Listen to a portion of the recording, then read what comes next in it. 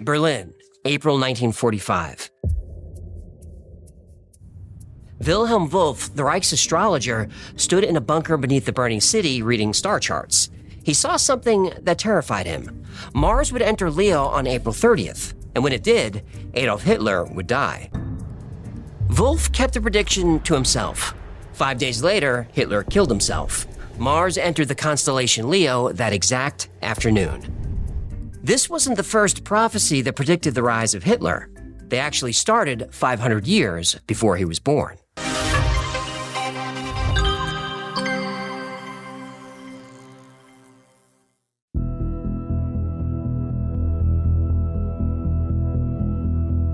In 1555, Michel de Nostradamus sat in his study in France and stared at a pool of black water, trying to see an image of the future. His prophecies made him famous, but one prediction disturbed him more than the others. Out of the deepest part of Western Europe, from poor people, a young child shall be born, who with his tongue shall seduce many people. His fame shall increase in the Eastern Kingdom. He shall come to tyrannize the land. He shall raise up a hatred that had long been dormant. The child of Germany observes no law, cries and tears, fire, blood, and battle. Tears, fire, blood, and battle, eh? It sounds like my second divorce hearing. Please, no jokes when I'm trying to build drama. Sorry, I was triggered. Go ahead. Germany, a good speaker, rising hatred, war. Nearly 4 centuries before Hitler's birth, Nostradamus saw him coming. Then in 1821, the German Jewish poet Heinrich Heine published a warning. He described a German thunderbolt that would make the world crash. He said eagles in the air would drop dead. The lions in Africa would hide in their dens. Now, to people in the 1800s, it sounded like poetry. To people in the 1940s, it sounded like the Luftwaffe. In 1830, a Bavarian forest worker named Matthias Stormberger also had visions. He saw machines that would change the world, iron wagons moving without horses, great wire boxes carrying voices across vast distances. Modern technology described over 100 years too early. But then his visions turned dark. 2 wars would devastate Europe. The first would last 4 years. After this war, money would lose all value. A loaf of bread would cost 1,000 marks. Then would come the Greater War. In 1923, German astrologer Elsbeth Eberton published her annual almanac. One entry stood out, a horoscope for a little-known political agitator named Adolf Hitler. She warned that this man had the chart of someone who could sacrifice himself for Germany, someone who would expose himself to danger through daring acts. She saw violence in his stars. She saw crowds following him. Now, Hitler was nobody, a failed artist turned street speaker. But Eberton's almanac sold thousands of copies. People read her prediction, and some believed. And believing made them watch for him.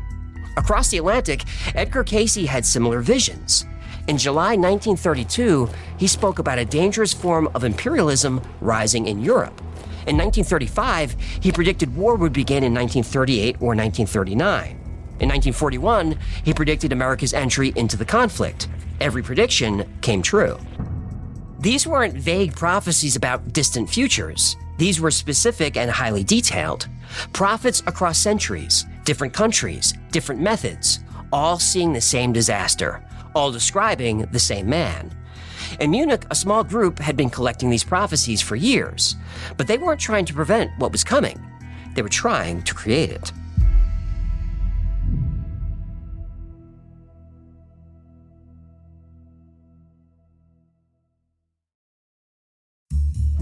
You know that whole new year, new me thing? Well, this year, I'm actually doing it. I want to feel better, eat better, and stop defaulting to sad desk salads and mystery takeout. And Cook Unity is making that happen. I tried their dill-marinated salmon with vegetables, and wow. The dill gave the salmon such a fresh, bright flavor, and the garlicky mixed vegetables were the perfect balance. It felt indulgent, but was totally clean and nourishing.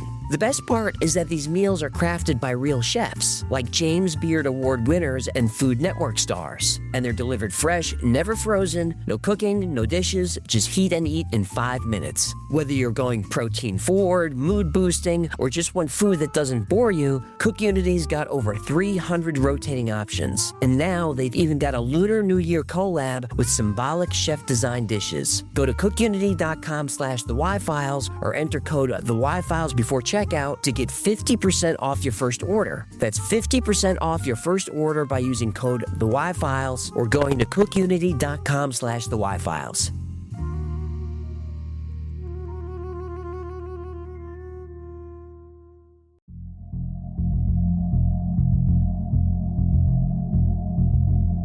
Prophets across centuries warned about a German leader who would bring catastrophe.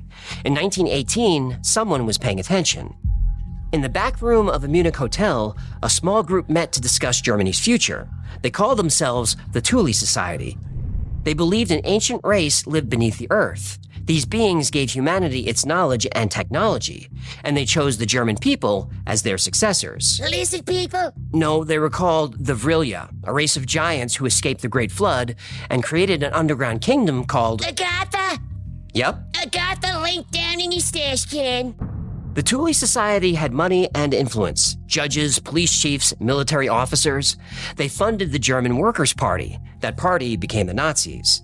But they needed a voice, a leader who could channel this destiny. Dietrich Eckart sat in a smoke-filled room, watching a young corporal rant to a crowd. Eckart didn't see a soldier, he saw potential. Eckart was the Thule Society's most influential member. He claimed to have seen a vision during a seance, a man who would rise to lead Germany, a Führer. Eckart believed that man was Hitler. For 4 years, Eckart became Hitler's mentor. He gave him money, connections, influence, everything he needed to rise. In December 1923, Eckart was dying. Witnesses claimed his final words were about his greatest creation. Follow Hitler. He will dance, but it is I who have called the tune. I have initiated him into the secret doctrine, opened his centers of vision, and given him the means to communicate with the powers. And Hitler dedicated Mein Kampf to Eckart. And among them, I want also to count that man, one of the best, who devoted his life to the awakening of our people, Dietrich Eckart. Eckart called the tune. Hitler learned to dance. And across Germany, audiences started to believe they were watching destiny unfold.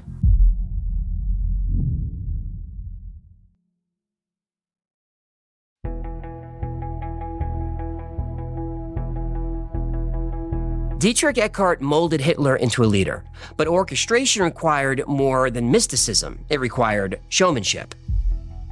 Erik Jan Hannessen was a con man. He reinvented himself as a Danish nobleman with psychic powers.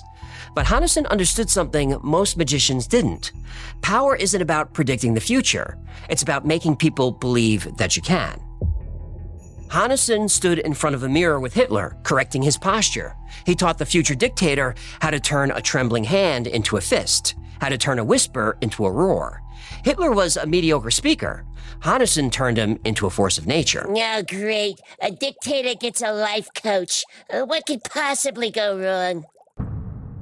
But Hannessen's greatest gift was prophecy itself.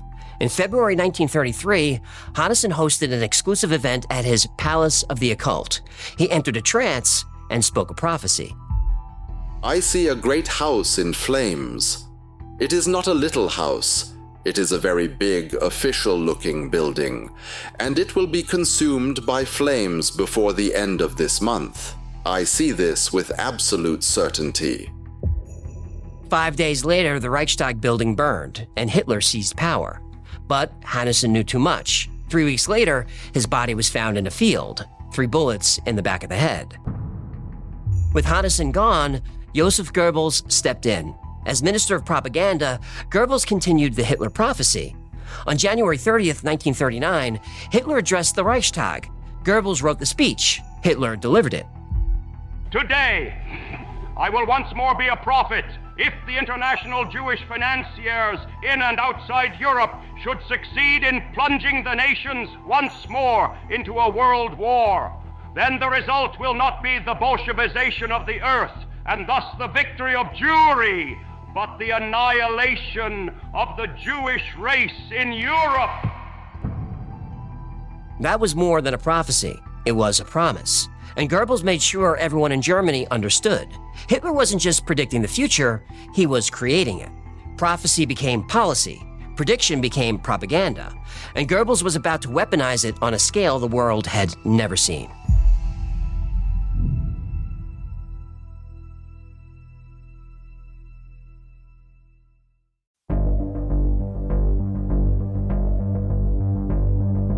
Joseph Goebbels established an entire department dedicated to one purpose: weaponizing Nostradamus.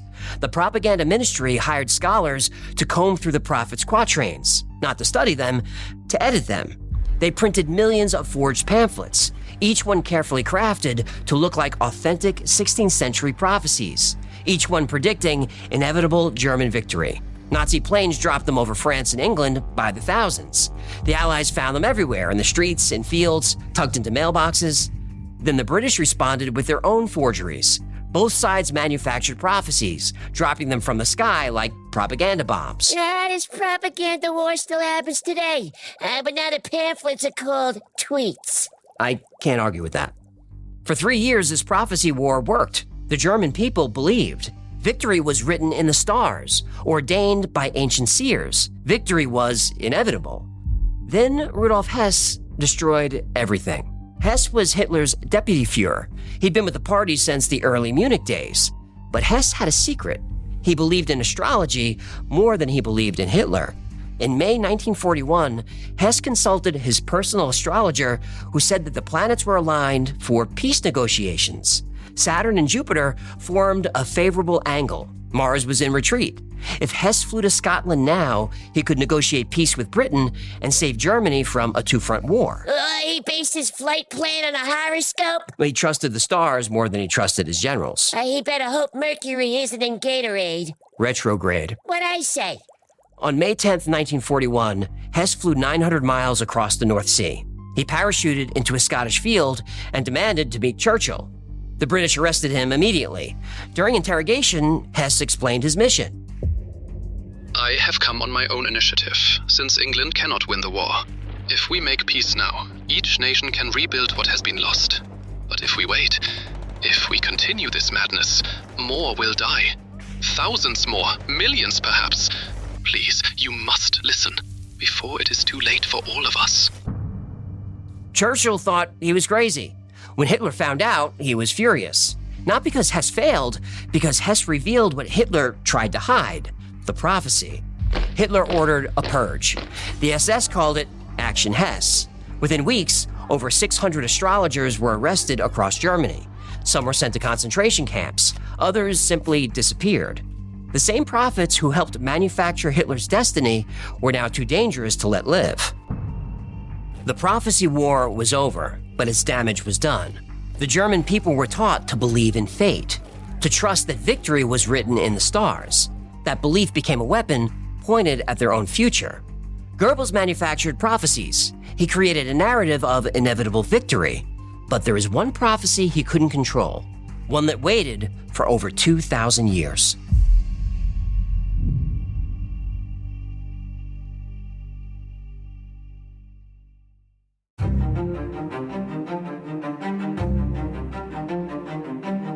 Germany was winning the propaganda war, but there was one prophecy Goebbels never saw coming. It was over 2,000 years old, and it came from a Jewish queen named Esther. Ancient Persia, 486 BC. King Xerxes ruled the Persian Empire, but the man who whispered in his ear was Haman. Haman wasn't just an advisor, he was the Grand Vizier, the second most powerful man in the world. When he walked through the streets, everyone was required to bow. But one day, a Jewish man named Mordecai refused to bow. Haman was furious. He convinced Xerxes to issue an order. On a specific date, all Jews in the empire would be killed. But Haman had a problem. He didn't know Queen Esther was Jewish. Mordecai was her cousin.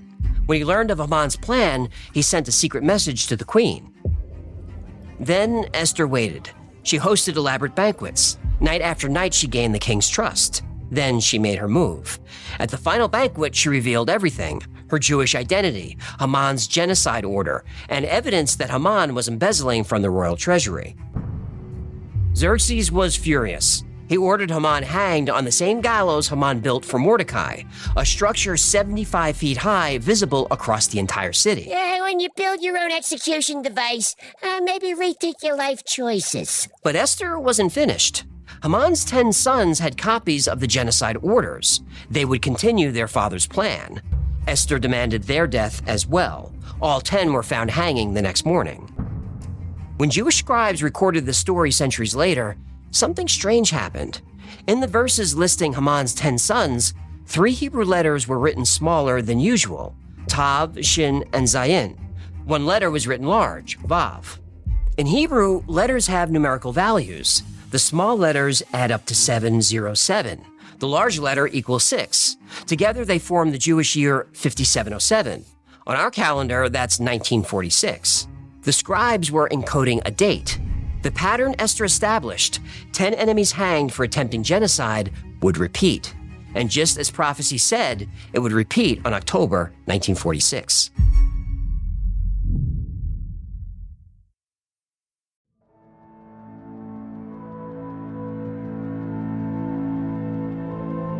When Jewish scribes recorded the Book of Esther 2,400 years ago, they encoded a date in Hebrew letters, the Jewish year 5707, October 1946.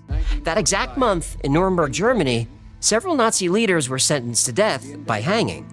2 hours before the executions, Hermann Goering bit down on a cyanide capsule in his cell. He took his own life. That left 10. The executions began just after 1 a.m., and one by one, Nazi war criminals climbed 13 steps to the gallows, the same number of steps Haman built. Each man was asked for final words. Julius Streicher was 9th. For 12 years, his newspaper called for the murder of every Jew. Now he stood on a wooden trapdoor. He looked at the witnesses. His last words? Purimfest, 1946. Purim is the Jewish holiday celebrating Queen Esther's victory over Haman, the holiday that commemorates 10 sons hanging for genocide. Streicher knew exactly what was happening. He was fulfilling a 2,400-year-old prophecy. Hitler knew it too. In 1944, he warned his officers that if Germany lost, the Jews would celebrate a second Purim. He knew the pattern. He just thought he could break it. By dawn on October 16th, all 10 bodies were cut down. Not 9, not 11. 10 Nazi war criminals hanged for genocide, the same number as Haman's sons. The same crime, the same punishment. The prophecy demanded it. The Hebrew letters in the Book of Esther weren't a warning, they were an instruction. An ancient pattern that couldn't be broken. The Nazis spent years trying to manufacture their own destiny. They edited prophecies, murdered astrologers. But in the end, the only prophecy that mattered was the one they tried to destroy, a Jewish text. But the pattern returned, and the prophecy was fulfilled, exactly as it was predicted 2,400 years ago.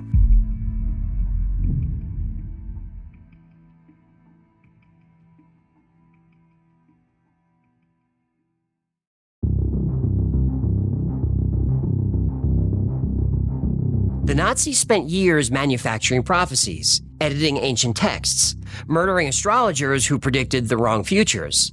But 10 Nazis hanged at Nuremberg, just like Haman's sons. The pattern returned exactly as written. So, how much of this is real?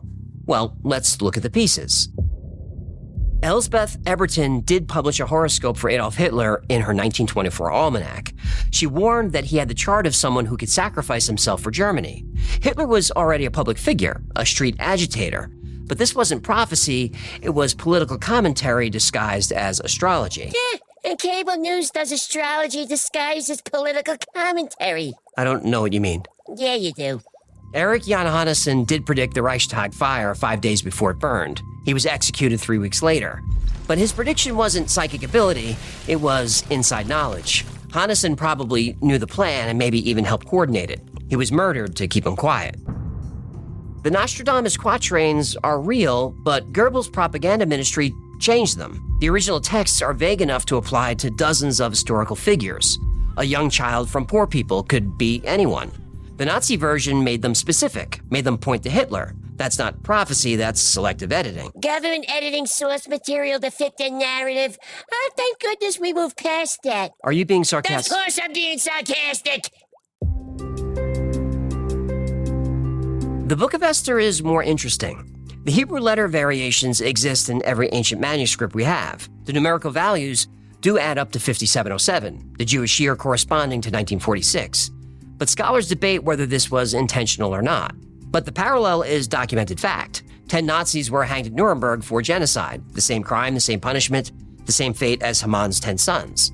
Was this prophecy or coincidence? Or something stranger? A belief so strong that it bent reality to match ancient text. Here's what we know. Prophecy doesn't have to be true to change the future.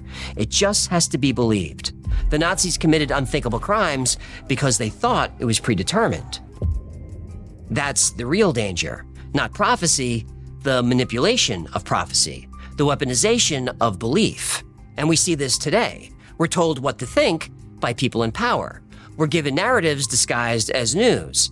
During COVID, if you questioned lockdowns, mask mandates, or any part of the official story, you were a conspiracy theorist. Conspiracy theorist, also known as someone who reads the news 2 years early. In 2020, I publicly said that the Wuhan bat theory was propaganda. I was attacked. My YouTube channel was at risk. Yeah, I remember. As soon as you opened your Yap, I updated my resume. But I didn't shut up. I changed my approach. Go watch early episodes. I continued to comment on COVID and other government narratives, but I disguised it as comedy. Yeah, what you consider passes for comedy. Either way, if you've been watching the Y-Files for a while, you know that our episodes are aging well. They're aging like a fine wine. Now we know those early suspicions about COVID were justified. The government lied. The media amplified those lies. Not because they were evil, because they wanted control. They wanted us afraid, which kept us compliant. And throughout history, dictators used prophecy to manufacture consent, to make people believe their destiny was fixed. Today, it's not prophecy, it's expert consensus. It's follow the science. Anything that questions the narrative is now labeled misinformation. And we have a responsibility to question what we're told, to examine who benefits from our fear, and to resist those who want to control us through a manufactured narrative. Your future isn't written in ancient texts or planetary movements or expert predictions. Your future is determined by your choices. You can think for yourself or believe what you're told. The choice is yours. So choose wisely, choose freely, and choose courageously. Because the only prophecy that matters is the one you write yourself.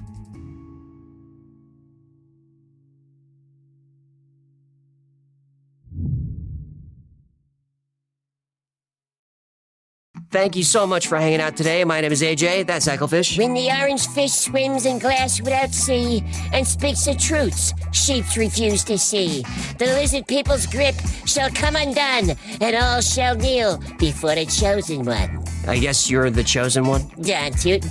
If you had fun or learned anything, do us a favor, like, subscribe, comment, share. That stuff really helps the channel, and I'm going to try to get through these plugs as fast as I can, I promise.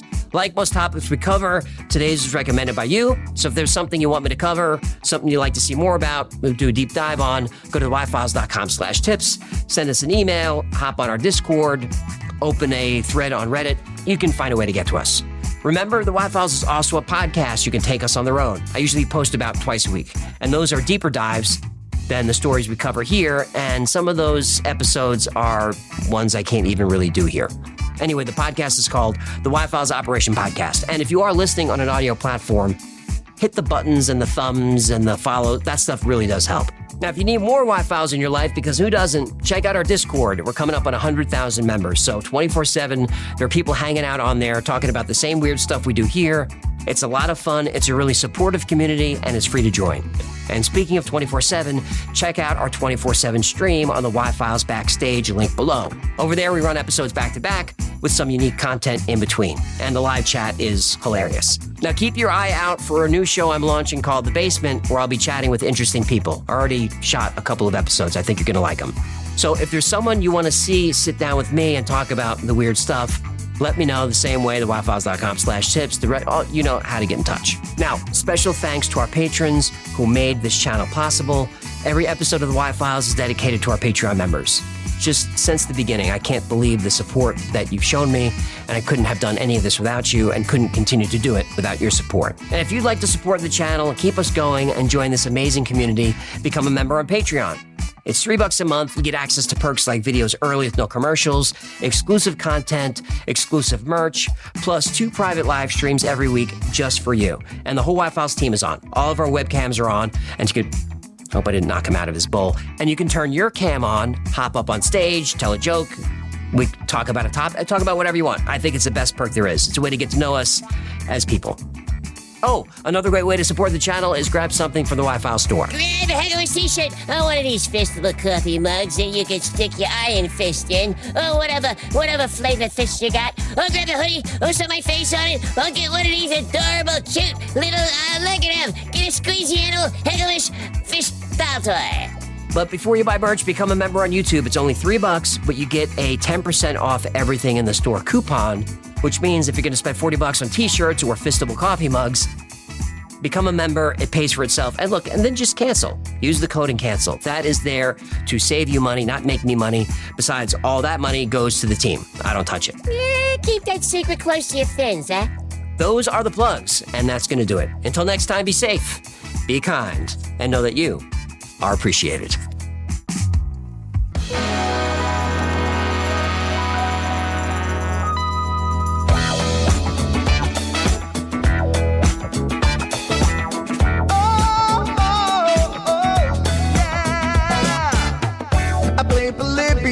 In Area 51, a secret code inside the Bible said I would. I love my UFOs and paranormal fun, as well as music, so I'm singing it like I should. But then another conspiracy theory becomes the truth, my friends, and it never ends. No, it never ends.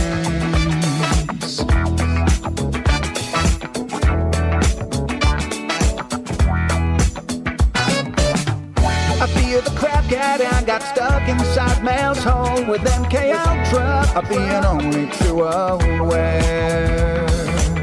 Did Stanley Kubrick fake the moon landing alone on a film set, or were the shadow people there? The Roswell aliens just fought the smiling man, I'm told, and his name was Cold. And I can't believe I'm dancing with the fish. Hecklefish on Thursday nights with AJ2, and the Wi-Fi's have the beat all through the night. All I ever wanted was to just hear the truth, so the Wi-Fi's have the beat all through the night.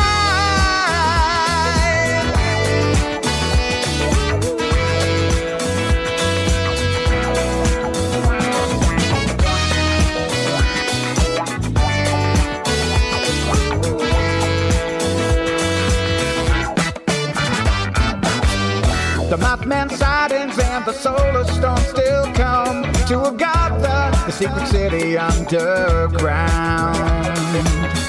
Mysterious number stations, planet Serpo 2, Project Stargate, and what the Dark Watchers found. Within a simulation, don't you worry though. The Black Knight satellite, it's over.